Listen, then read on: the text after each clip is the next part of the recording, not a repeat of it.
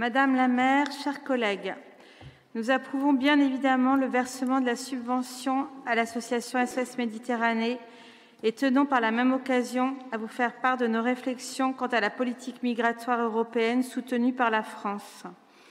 Tout d'abord, nous voulons adresser nos remerciements et témoigner de notre admiration envers les membres de SOS Méditerranée qui sillonnent la mer pour sauver d'une mort probable des femmes, des hommes et des enfants. Rappelons que la mer Méditerranée demeure la route maritime la plus meurtrière du monde, avec plus de 20 000 morts depuis 2014, selon les données de l'Organisation internationale pour les migrations. Marins, bénévoles, secouristes, juristes, militantes et militants, ces personnes doivent être encouragées et soutenues. La contribution financière de la ville de Rennes qui nous est proposée d'adopter est donc plus que nécessaire. Nous souhaitons par ailleurs exprimer de la colère contre la machine migratoire européenne et son bras armé Frontex.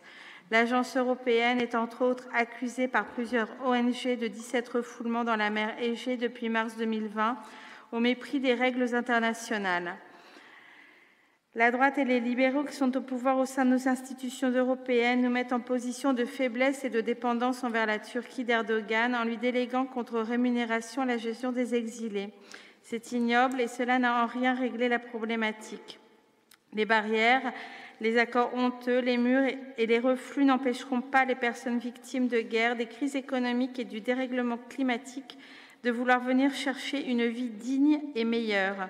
Si nous cadenassons un passage, d'autres seront trouvés, encore plus dangereux, comme celui qui conduit les migrants dans des embarcations de fortune à rejoindre les Canaries depuis le Maroc par l'océan Atlantique.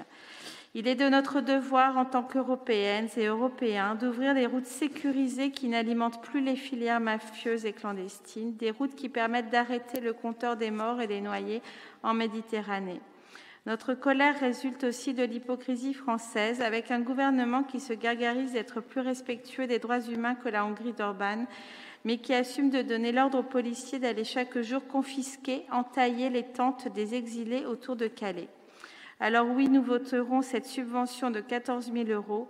14 000 €, c'est aussi le coût d'une journée en mer pour l'Ocean Viking, bateau d'SOS Méditerranée.